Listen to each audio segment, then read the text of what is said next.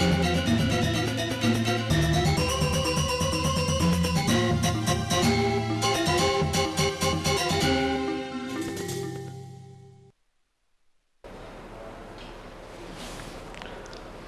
Swastiastu pemirsa Bali TV, kembali saya Nyoman Winata, redaktur pelaksana harian Bali Pos ya. Seperti biasa menjumpai Anda dalam Bali Pos Talk. Kali ini saya akan mewawancarai Ketua Aliansi Pelaku Pariwisata Marginal Bali, Bapak Wayan Puspenagara, dan beliau juga ada di forum Bali Bangkit ya, Pak Wayan ya. Kita bicara tentang bagaimana perkembangan pariwisata karena beliau juga adalah tokoh masyarakat di Legian Kuta, dan kita bicara tentang apa upaya yang sudah dilakukan oleh pemerintah Provinsi Bali dan bagaimana tanggapan dari Aliansi Pekerja Pariwisata Marginal Bali. Kita sapa dulu narasumber kita, Om Swastiastu. Om Swastiastu, Pak. Gimana kabarnya? Kabar sangat baik. Ya, lebih sumringah sekarang. Ya, kita semua yang bernada positif akhir-akhir ini ya, karena kebijakan-kebijakan dikeluarkan oleh Pak Gubernur ini membuat kita ada nafas ya. Nah, jadi sudah mulai bergeliat ya Pak Wayannya di Legian. Kita cerita ke situasi terkini lah mungkin. Ya, pariwisata kita secara general memang sudah mulai bergeliat dan kalau kita lihat situasi terkini ya seperti sama dengan senyum saya, mungkin masyarakat sudah mulai ada senyum. Itu menandakan bahwa ada pertumbuhan yang sebelumnya 2 tahun mereka tidak ada kegiatan apapun gitu ya, alias pingsan gitu ya. Nah, dengan kebijakan-kebijakan yang dikeluarkan oleh pemerintah yang kita pandang di awal gitu ya, ketika dikeluarkan surat edaran, kita masuk PPKM level 1, PPKM darurat, PPKM level 4, level 3, masyarakat merasa ini terkungkung gitu dalam kondisi mereka yang biasanya mereka ada hingar-bingar kegiatan dan aktivitas di sekitar pariwisata, mereka menjadi kehabisan nafas. Bahkan untuk makan pun mereka tidak sanggup seperti itu ya. Jadi oleh karena itu kita sekarang bicara kekinian ya. Jadi dalam step hari ini pasca pemerintah melakukan langkah yang spektakuler di mana melakukan open border di tanggal 14 Oktober tahun 2021 yang kemudian tidak diikuti dengan masuknya wisatawan. Nah, waktu itu kami kan tergabung di dalam forum Bali Bangkit, akhirnya mengajukan petisi kepada Presiden gitu. Nah, beberapa pointers yang kita ajukan kepada Presiden sebagai petisi tampaknya kemudian disikapi oleh pemerintah daerah gitu ya, secara diam-diam, dan kemudian kita yakini pemerintah daerah pasti tidak diam gitu ya.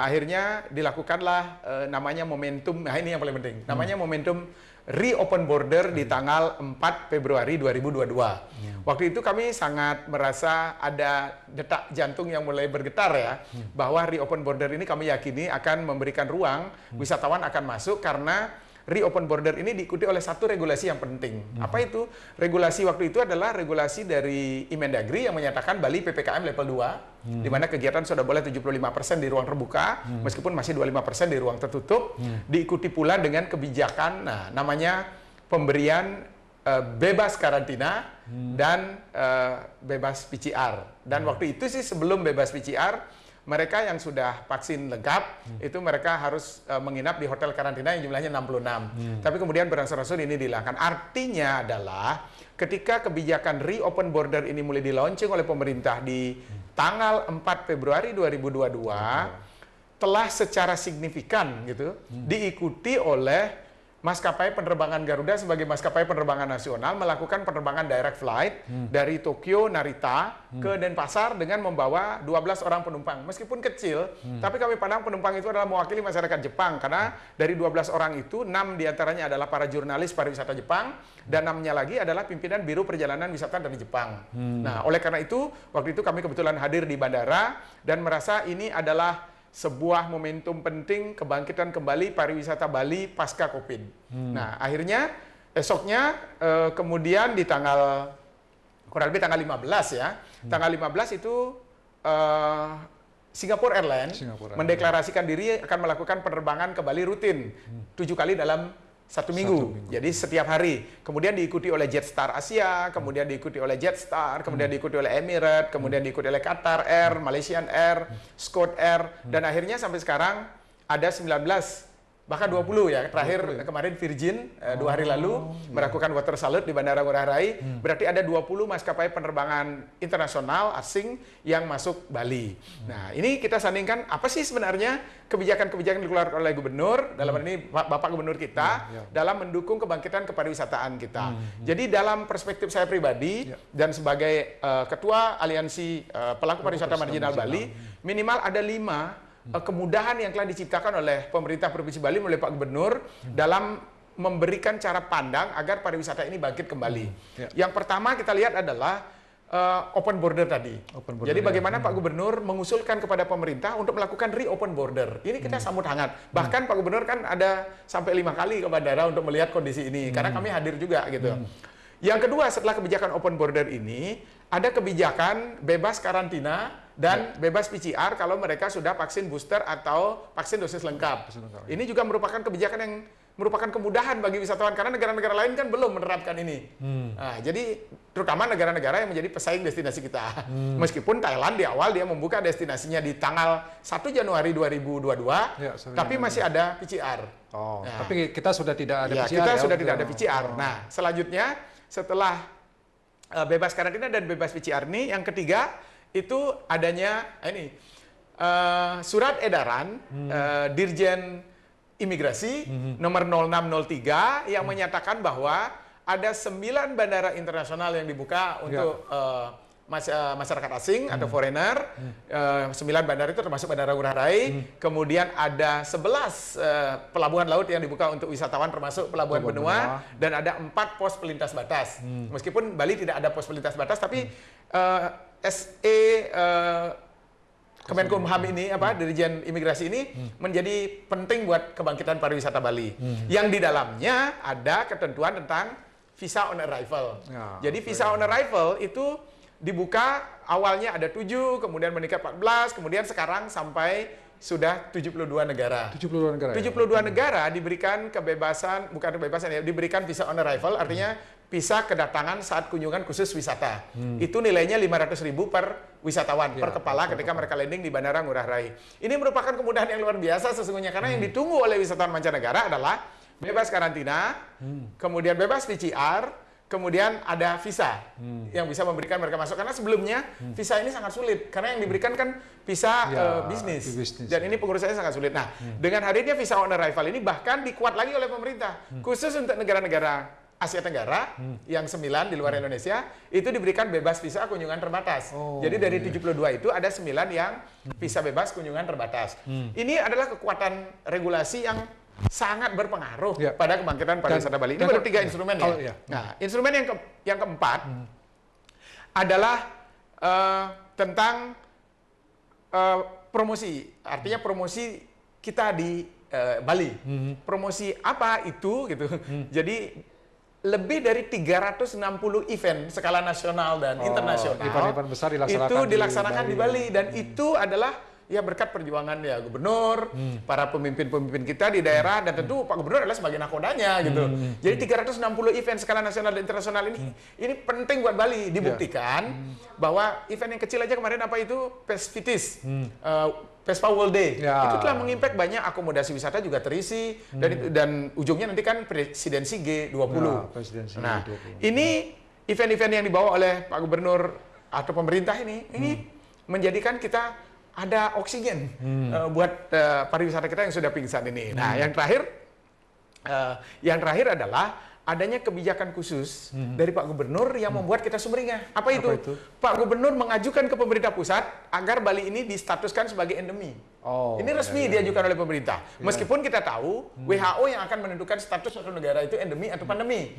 Tapi apa yang dilakukan oleh Pak Gubernur telah memenuhi harapan kami sebagai pelaku pariwisata di tingkat bawah, karena kami adalah pelaku wisata marginal. Tentu kami apresiasi tinggi. Pak Gubernur telah melakukan langkah-langkah yang super strategis berkaitan dengan upaya untuk mengembalikan kebangkitan kepariwisataan kita, karena jelas dalam pidato Pak Gubernur di awal ketika kami dikumpulkan bersama 500 GM di Arde Chandra, Pak Gubernur mengatakan bahwa nafas kehidupan ekonomi masyarakat Bali ini 54% itu digenerator oleh sektor pariwisata. Jika yang 54% ini tidak ada, bagaimana kehidupan ekonomi kita bisa kita saksikan ketika kita dalam pandemi COVID? Nah, yang kami nilai plus dari Pak Gubernur adalah bahwa di tengah merencanakan kebangkitan kepariwisataan Bali ini, Bali ditata oleh Pak Gubernur dengan menciptakan kurang lebih 9 infrastruktur monumental dan fundamental yang dibangun oleh Pak Gubernur yang sudah kita tahu, penataan Besakih, kemudian pembangunan shortcut Denpasar Singaraja, pembangunan jalan tol Mengui Gilimanuk, kemudian pembangunan segitiga emas dermaga Sanur, Bias Munjul, Nusa Penida. Kemudian juga akan membangun tower tertinggi di dunia di kawasan Pegayaman. Kemudian juga membangun pusat kebudayaan Bali di Kelungkung. Termasuk bagaimana Pak Gubernur membangun komunikasi yang bagus dengan para pelaku pariwisata. Dengan memanggil seluruh GM yang ada kemarin. Itu menunjukkan keseriusan.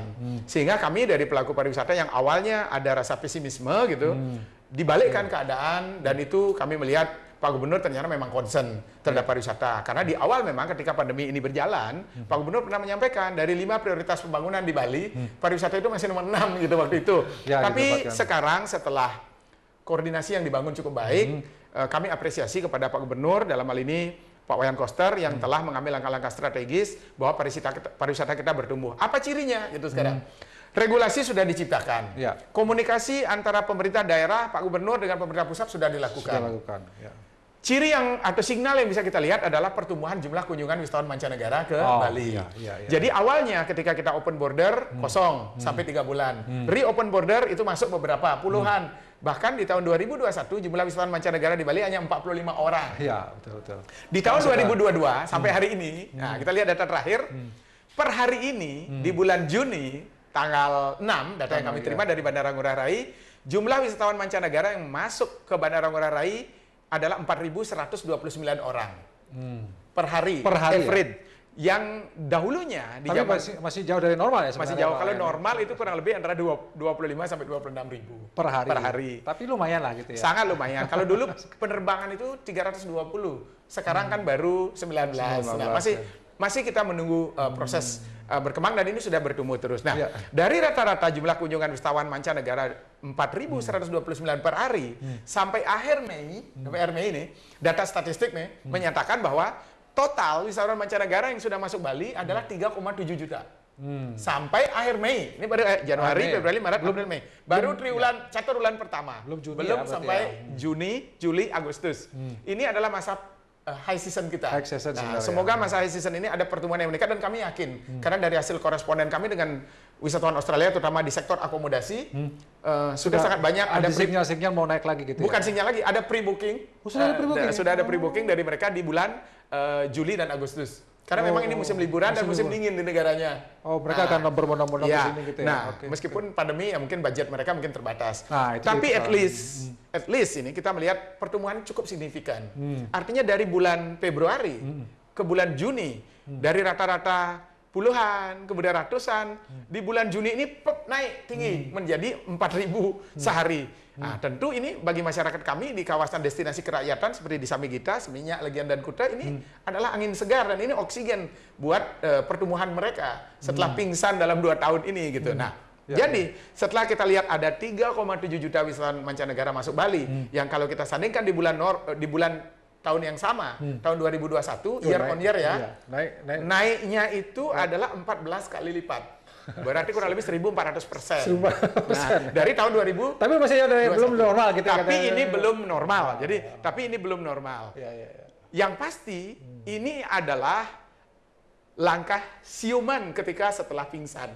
Dan itu tidak lepas dari upaya-upaya dilakukan oleh Pak Gubernur Bali, Pak Wayan Koster ya, Pak. Yang jelas kita yakini karena regulator dan eksekutor itu kan ada di pemerintah. Pak Gubernur menciptakan regulasi untuk itu dan menjadi eksekutornya.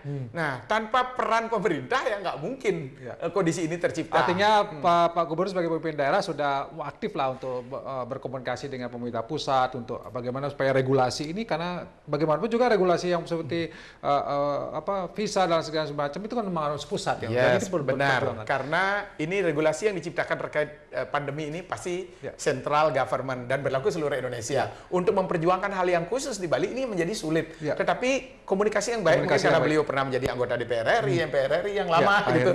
Akhirnya komunikasi ini bisa tercipta dan regulasi ini bisa. Kan regulasinya bukan undang-undang yang turun, yang turun SE, surat edaran.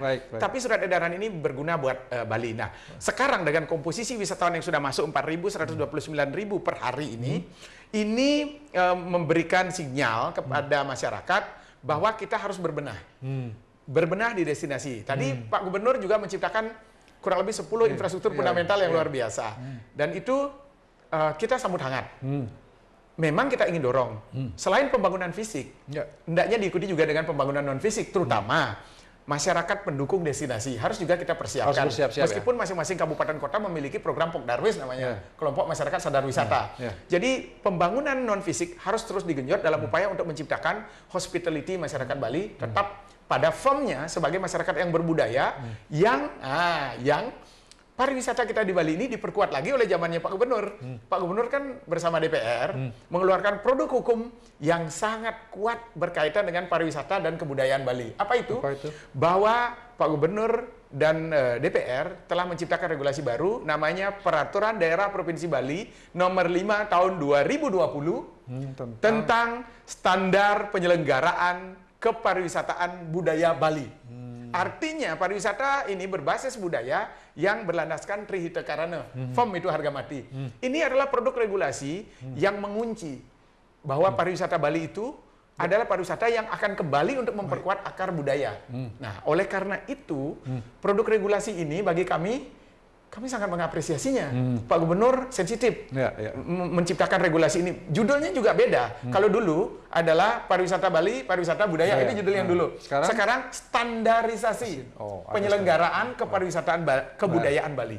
Ini sangat beda. Nah, jadi dari produk regulasi itu kami merasa pemerintah melindungi, mengayomi, memperjuangkan dan menggerakkan kepariwisataan itu secara normatif dan diikuti dengan secara inovatif. Inovatifnya tadi 10 pembangunan monumental dan kita dorong satunya yang belum adalah bagaimana perilaku masyarakat juga dibangun secara simultan. Oleh karena itu, selain kami berikan apresiasi, kami dorong pemerintah untuk tetap melakukan langkah-langkah strategis berkaitan dengan upaya memperkuat destinasi kita agar kita menuju kepada quality destination. Baik, terima kasih Pak Wayan Pusponegara. Saya kira sudah banyak yang dijelaskan dan beliau sangat semangat dan ini menunjukkan bahwa ada kebangkitan pariwisata dan ini tak lepas dari apa yang sudah dilakukan oleh Pak pimpinan daerah di Bali, Pak Wayan Koster sebagai Gubernur Bali. Tentu kita harus apresiasi dan mudah-mudahan ini terus berlanjut gitu ya.